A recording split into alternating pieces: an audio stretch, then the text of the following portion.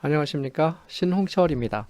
지난 시간에 지금 보이는 데이터 세트는 데이터를 입력하는 거를 학습을 하면서 그 변수 보기하고 데이터 보기 창을 어떻게 우리가 활용하는가에 대해서 설명했었을 때 그 썼었던 그 데이터의 세트고요. 그 다음에 이제 그때 제가 언급을 했듯이 이런 데이터를 입력이 이렇게 완성이 됐으면 이거를 이용을 해서 여러 가지 분석이 가능하다 이렇게 말씀을 드렸는데 이번 시간에는 조금 이르긴 하지만 회귀 분석이라고 하는 분석에 대해서 좀 공부를 하고자 데이터와 영상을 준비를 했습니다.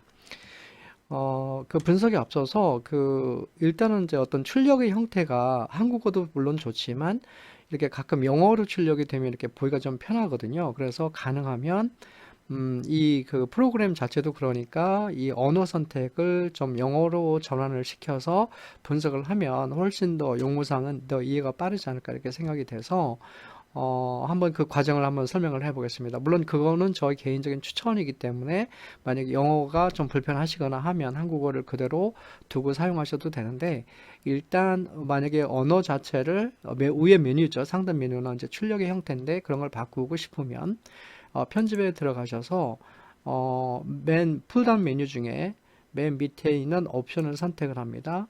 그러면 이런 창이 뜰 텐데요.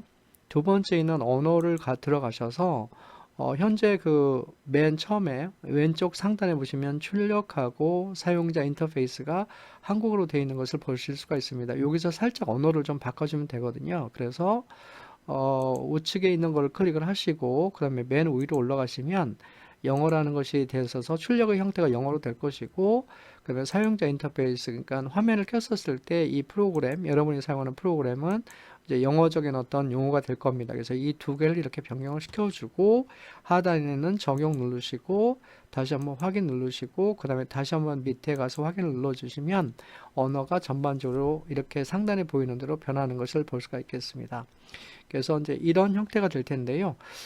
지난 시간에 입력을 했던 거 기억을 하실 것 같아요. 지난 영상에서. 그래서 우리가 그 데이터를 입력할 때는 꼭 두 가지 섹션을 꼭 기억을 해야 된다. 그것이 바로 네임하고 바로 레이블이라는 섹션인데 네임에는 가능하면 알파벳을 이용을 해서 지금 보시는 바와 같이 x1, 뭐 x2, x3, 뭐 y 이런 식으로 입력하는 게 좋고 그 다음에 이제 그것을 레이블에 가셔서 무슨 의미인지를 자기가 알아볼 수 있는 자기가 인지할 수 있는 워딩으로 표시하면 된다 그랬잖아요. 그래서 이제 여기서 이제 뭐 X1이 광고액, X2가 근무 연수, X3가 전화 건수, 그다음에 뭐 Y가 총 매출하고 이런 레이블을 우리가 지난 시간에 만들어 줬었습니다.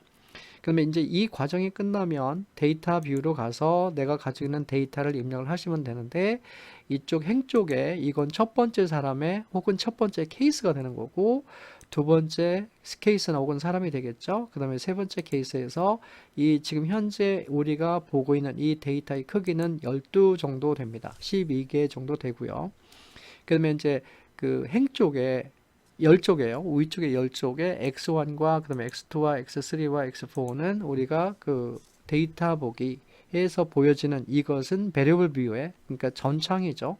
거기서 입력했었던 변수들입니다. 그러니까 네 가지 변수죠. 그래서 대부분의 이제 이런 그 유튜브 강의나 이런 것을 보게 되면 이렇게 표본 사이즈가 이렇게 크지가 않고 한 12개 정도, 뭐 20개 정도 이렇게 되는데 실질적으로 나중에 여러분이 이제 그 회귀 분석을 하거나 무슨 분석을 하게 되면 사실은 데이터 사이즈가 훨씬 크게 될 거예요. 변수도 많게 되고. 근데 이제 강연자 입장에서는 이렇게 데이터가 좀 이렇게 작으면 설명하기도 편하고 그렇기 때문에 이렇게 활용을 합니다.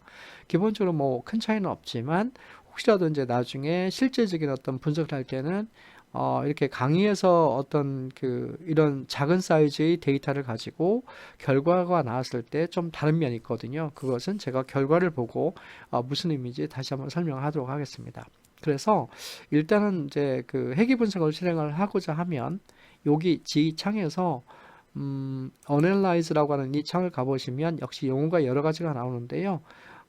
그래서 Descriptive Statistics라고 나오는 것을 기술 통계라고 하고 베이지안 통계 여러 가지가 있는데 이 Compare Means 같은 경우는 평균 비교라고 해서 T-테스트나 아노베어 계열입니다. 그래서 이렇게 좀 밑으로 내려가시면 이 Regression이라고 하는 것이 나오시죠. 그래서 이 Regression 나오면 오른쪽에 추가 메뉴 이 셋 창을 보시게 되면 두 번째에 리니어라고 하는 창이 나옵니다. 지금은 뭐 리니어라는 것이 무슨 의미인지 굳이 이해를 안 하셔도 됩니다. 그래서 그냥 이것만 따라오시면 될 것 같아요. 그래서 일단은 리그레션에 가서 리니어를 잡아서 얘를 클릭하게 되면 이런 창이 뜹니다. 그래서 보시면 알겠지만 이것이 바로 회귀 분석을 할 수 있는 그런 과정의 첫 번째 창이죠. 그래서 여기 그 디펜던트라고 하는 것으로 되어 있고, 그 다음에 이제 칸이 좁은 걸로 봐서 하나만 들어갈 수밖에 없네요. 그 다음에 밑에 보시면 independent라고 해서 독립 변수가 들어갈 공간에 해당이 되는데, 일단 우리가 이 자료를 가지고 세 변수를 다 투입을 하게 돼서 해서 회귀 분석을 한다 그러면 이제 이것이 다중 회귀 분석이 되겠죠.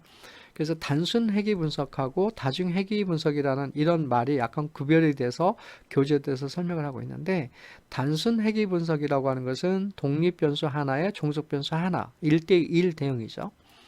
근데 이제 하나 이상인 독립 변수를 가지고 있는 이런 데이터처럼 종속 변수는 하나지만 독립 변수들이 뭐 3개 혹은 4개, 5개 이렇게 되는 것을 우리가 다중 회귀라고 합니다. 그래서 이제 이런 케이스가 해당이 될 텐데요.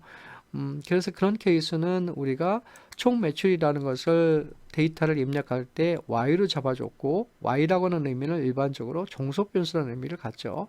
그래서 dependent라는 섹션으로 보내시면 되겠고, 그 다음에 광고액, 그 다음에 근무 년수, 그 다음에 전화 건수 이렇게 3개를 잡아서 독립 변수를 보내면 기본적인 어떤 회귀 분석을 하는 이 세팅이 다 완료가 됩니다. 물론 우측에 있는 스태티스틱이나 뭐 플롯이나 이 플롯 같은 경우는 이제 그래프를 그려서 회귀 모형의 적합도나 진단할 때 쓰는 그런 툴이기도 하거든요. 그래서 일단은 지금 단계에서는 우측에 있는 것을 건드리지 않겠습니다. 그 다음에 독립 변수 바로 밑에 있는 메서드 중에 지금 현재 엔터 방식이라고 기본 설정이 되어 있고, 아마 한국어로 세팅이 되어 있으면 이게 입력 방식이라고 할 텐데, 이거는 변수를 입력하는 그런 툴이거든요. 그래서 여기서 잠깐 클릭을 해보시면 엔터가 있고 스텝와이즈가 있고 리무브, 백워드, 그 다음에 포워드 이런 여러 가지 메뉴가 있는데 이것은 변수를 입력하는 그런 방식에 해당이 됩니다. 그래서 일반적으로 지금 기본적으로 세팅이 되어 있는 이 엔터 방식은 변수가 유의하든 통계적으로 유의하든 유의하지 않든 그냥 모든 변수를 다 투입을 해서 한꺼번에 분석하는 것을 엔터 방식이라고 하고요. 한 가지만 좀 추가로 설명하면, 만약에 스텝와이즈 방식 같은 경우는 여러 가지 변수 중에 유의한 것을 이렇게 순차적으로 잡아갑니다. 쉽게 말해서 가장 변수 중에 유의한 것을 이 모델 1에서 잡고, 그 다음에 그거를 포함해서 모델 2에서는 두 번째로 유의한 거, 그 다음에 모델 3는 2개를 포함해서 또 유의한 거, 이렇게 단계적으로 잡는 것을 우리가 스텝와이즈 방식이라고 하거든요. 그래서 아마 이 방식은 아마 본인이 공부하는 영역에 따라서 스텝와이즈 방식이 좀 필요한 영역도 있을 것인데, 일반적으로 우리는 엔터 방식을 선정하는 이유 중에 하나는 대부분의 학문이 그런 건 아니겠지만 유의한 변수는 유의한 대로, 그 다음에 유의하지 않은 변수는 유의하지 않은 대로 의미가 있기 때문에 일반적으로 우리는 엔터 방식은 기본적으로 세팅이 있는 것 같아요. 어쨌든 그래서 이런 과정이 다 끝났으면 우리는 다시 한번 말하지만 종속 변수는 Y를 매출액의 총 매출액에 해당되는 거를, 그 다음에 독립 변수는 광고의 근무 년수, 전화 건수를 세팅을 했고, 기본적인 세팅 외에는 우리가 지금까지는 건드린 것이 아무것도 없습니다. 그래서 이 상태에서 바로 하단에 OK를 클릭하게 되면 기본적으로 회귀 분석이 이제 실행이 됐고요. 우리가 보는 결과표가 이렇게 지생이 됩니다.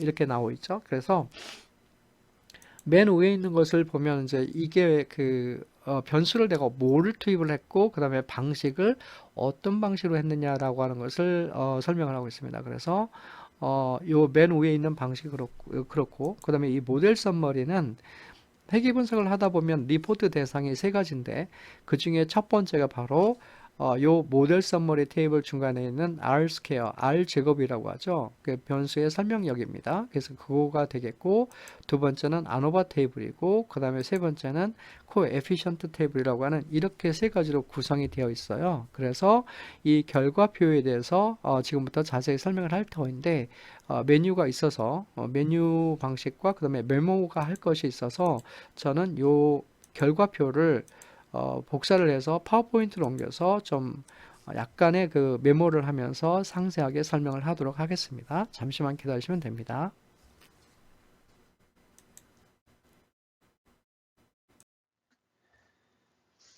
지금 보이는 이 출력 결과를 토대로 좀 몇 가지 설명을 하도록 하겠습니다. 그래서 맨 위에 그 variable entered라고 하는 요 창을 보게 되면 여기서 독립 변수가 3개고 그 다음에 밑에 보시면 dependent variable이 매출액이라고 되어 있습니다. 그래서 얘를 토대로 만약에 우리가 해규식을 작성한다 그러면 y는 이것이 a하고 알파의 x 그 다음에 베타 플러스를 주겠죠. 베타의 x 그 다음에 감마의 x 이렇게 표시가 됩니다. 그 다음에 원래 이게 오차항이라는 것이 있거든요. 물론 해규식에서는 이것은 잔차라고 해서 레지듀얼이라는 용어를 쓰는데요.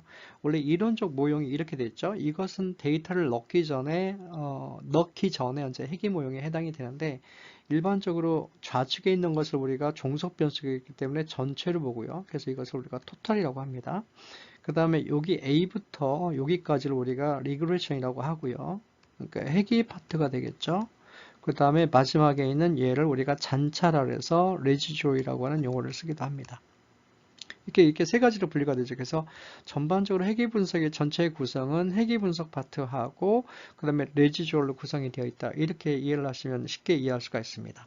그래서 이 경우에 보게 되면 Y라고 하는 EA 같은 경우는 매출액이 될 것이고요. 얘는 매출액이 됩니다. 그 다음에 이 알파의 앞에 있는 알파가 알파에 있고 그 다음에 뒤에 있는 이 X를 우리가 광고액이라고 하고요. 그 다음에 베타 같은 경우를 우리가 근무연수라고 하고 그 다음에 감마에 이것을 우리가 전화 건수라고 만약에 이렇게 하게 된다 그러면 이렇게 세 가지의 독립 변수를 물고 있는 다중회귀 모형이 이렇게 됩니다. 그래서 다 차식이 1차식이기 때문에 우리가 이것을 선형이라고 하고요. 선형 모형이라고 하고 선형이라고 하는 이 말의 의미는 일반적으로 우리가 직선을 라인이라고 하잖아요. 그렇죠? 그래서 이것을 우리가 여기다가 AR을 써주면 이것이 리니어가 되겠고 형이라고 하는 것은 모델이라는 의미를 가지니까 이것을 이렇게 써주면 리니어 모델이 돼서 선형 모형이 된다 이거죠. 결국은 이 해규식은 1차식이 되기 때문에 결국은 이론적으로 보면 얘는 데이터 값이 이렇게 있었을 때 우리가 이제 이렇게 데이터를 이렇게 태를 구워주잖아요. 그래서 만약에 이렇게 y 좌표고 그다음에 x 좌표고 여기 x가 있어요. 0이 되면 이렇게 데이터가 이렇게 이런 타원 안에 이렇게 모여 있다 그러면 이렇게 중간에 지나는 선을 우리가 평균선이라고 보고 얘가 리니어 즉 직선이기 때문에 얘가 연장이 가능하죠. 상하로 이렇게 밑으로 위로 이렇게 연장이 가능합니다. 그래서 이렇게 밑으로 이 그 동그라미인 데이터 영역에서 밑으로 선을 우리가 연장을 했었을 때 이 선이 y좌표를 이 지나는 크로스하는 이것을 우리가 y 절편값이라고 하기도 하고요. 그 다음에 이것을 여기서 통계에서는 이것을 상수라고 하기도 합니다. 상수는 정해진 값이기 때문에 변하는 값이 아니죠. 그래서 얘를 여기서 우리가 컨스탄트란 말을 쓰기도 합니다. 그래서 맨 마지막에 결과표가 이제 이게 제시가 되겠죠. 그래서 요거를 포함한 것이 바로 리그레션 정보가 해당이 되고 레지듀얼이 됩니다. 그랬을 때 바로 모델 서머리로 가보시면 여기서 R스퀘어라는 것이 0.933이 나옵니다. 이게 무슨 의미일까요? 이게 무슨 의미냐면 이 핵위식에서 그 좌변에 있는 종속 변수 전체 회사의 매출액을 설명하는 이 정보량을 우리가 별량을 100%로 봤었을 때 과연 리그레션하고 레지듀얼로 이렇게 두 개 구성이 되어 있는데 어떤 분포를 이룰까, 어떤 포션이 될까 이런 의미가 되겠죠. 그래서 이때 R스퀘어가 0.933이라는 것은 바로 이 리그레션 파트가 물고 있는 별량의 양, 즉 정보량이죠. 그래서 이것이 자그마치 93.3%라는 얘기했고 그 다음에 나머지 한 6.3% 같은 경우는 이 모형에서 설명되지 않은 레지듀얼이 가지고 있다는 얘기거든요. 그래서 이렇게 됩니다. 그래서 이때 R스퀘어라고 하는 의미가 여기서 보시다시피 독립 변수들이 모여서 Y 변수를 설명하는 어떤 별량의 정도라고 생각을 하시고 이때 R스퀘어라고 하는 것은 0.933이라는 의미입니다. 그래서 제가 그 데이터 분석할 때 그 얘기를 잠깐 드린 것 같아요. 이렇게 교과서나 유튜브에 있는 이런 데이터는 이렇게 데이터가 작은데 일반적으로 이제 그래서 이렇게 통계값이 잘 나오거든요, 사실은. 잘 나온 경우, 잘 나올 수밖에 없는 게 일종의 이것은 약간 이제 그 어떤 통계책에서 얻어진 어떤 결과를 이런 데이터를 약간 이렇게 좀 편집을 해서 쓰기 때문에 그런 건데요. 일반적으로 이제 나중에 여러분이 실제적으로 설문지를 하셔서 200불을 하든 300불을 하든 설문지를 하셔가지고 회계 분석을 처리한다 그러면 이렇게 R 스퀘어가 0.933을 나오는 경우는 극히 드문 케이스라고 저는 그렇게 판단이 돼요. 물론 저는 이제 확신할 수는 없지만 저 분석적 경험에 보면 실질적으로 R스퀘어라고 하는 값은 이렇게 높은 것을 확보하는 것은 거의 어렵지 않을까 이렇게 생각이 됩니다. 어쨌든 그래서 이 R스퀘어라고 하는 것이 바로 그런 의미고 그래서 이제 교재에서는 R스퀘어에서는 0.6 이상이 되면 0.6 이상이 되면 변수를 잘 선정한 즉 독립 변수가 종속 변수를 설명하는 정도가 60% 이상이 되면 좋다 이렇게 평가를 하고 그 다음에 교과에서 그렇게 제시를 하죠. 근데 이것도 분명히 이것은 교과서의 기준이지 여러분이 하는 연구의 성격이나 데이터의 성격에 따라서 이 밑에 값을 갖는다 하더라도 즉 R스퀘어 값이 만약에 0.47을 갖는다고 해서 이것이 과연 나쁘냐 나쁘다 이렇게 단정하기는 어렵다는 얘기죠. 왜냐면 이제 연구의 성격도 있고 데이터의 성격이 있기 때문에 그렇습니다. 그렇죠. 그래서 이제 바로 R스퀘어가 그런 의미가 됐고요. 그 다음에 이제 R스퀘어를 기준으로 해서 좌측에 R이라는 게 있어요. 그죠? 두 번째 설명이 들어갈 부분이죠. 이 R이라고 하는 것은 글자 그대로 R스퀘어라고 하는 이 값을 양쪽에 0.933이 나왔으면 양쪽에 이제 이것을 루트를 씌우는 거죠. 그죠? 루트를 씌우면 얘가 없어질 것이고 그 다음에 우측은 이것이 루트를 이렇게 되니까 이것을 루트 스퀘어라고 하는데요. 이랬을 경우에 이 값이 0.9659 아마 이렇게 계산이 될 겁니다. 그래서 이제 반올림해서 0.966 정도가 되겠네요. 이렇게 나오는 거죠. 그래서 이렇게 보시면 알겠지만 역시 이것도 뭐 R스퀘어에서 크게 빗나가는 값이 아니죠. 역시 독립변수와 종속변수의 어떤 연관성 정도를 생각하신다고 생각하시면 됩니다. 그 다음에 이 R스퀘어 바로 옆에 있는 R스퀘어 AD라는 게 나오는데요. 필기하는 좀 공간이 좀 필요로 합니다. 그래서 R스퀘어의 AD인데 이때 AD라고 하는 단어의 약자는 adjusted라고 하는 단어의 약자입니다. 그러니까 이제 이렇게 수정했다, 보완했다 이런 의미거든요. 그래서 이 통계 분석을 할 때, 회계 분석을 할 때 이제 그 분석자들이 많이 이제 그 궁금해하는 것이 내가 논문에 리포팅을 할 때, 아니면 어떤 뭐 결과 표시를 해서 어떤 뭐 PT를 한다거나 이제 자료 제시를 했었을 때, 과연 이 R스퀘어를 봐야 되느냐, R스퀘어 AD를 봐야 되느냐, 이런 여러 가지 그 어떤 예, 갑을 논방이 많은 것 같은데, 그거는 여건 뭐, 이걸 봐야 된다, 저거 봐야 된다, 이런 기준은 없고요. 어디까지나 분석자가 내가 판단할 때는 이게 좋다라고 판단하면 그거를 리포팅하면 될 것 같아요. 그래서 그럼 이 R스퀘어 AD라고 하는 건 얘는 뭐냐면 이게 다중회계 분석에서 좀 필요한 건데요. 일반적으로 이 R스퀘어라고 하는 것은 아까 말씀드렸듯이 독립 변수들이 모여서 종속 변수를 설명하는 양이라고 그랬잖아요. 그래서 예를 들어서 만약에 이것을 전체를 우리가 이제 토탈이라고 하는 것을 SST라고 하는데 이제 바로 아노바 테이블에서 이게 제시가 되는데요. 일단은 그냥 한번 따라오시죠. 그 다음에 이제 회귀 파트를 SSR로 하고 이때 SS 약자는 sum of square입니다. 그래서 sum of square regression이죠. 그 다음에 이제 이쪽을 SSE로 표시하는 거죠. 이렇게 됩니다. 그래서 이 SST라고 하는 것은 종속 변수가 가지고 있는 전체 별량, SSR은 회귀 분석이 가지고 있는 포션, 앞에서 설명한 R스퀘어 부분이고요. 그 다음에 SSE라고 하는 것은 에러 파트니까 역시 위에서 설명한 그런 얘기입니다.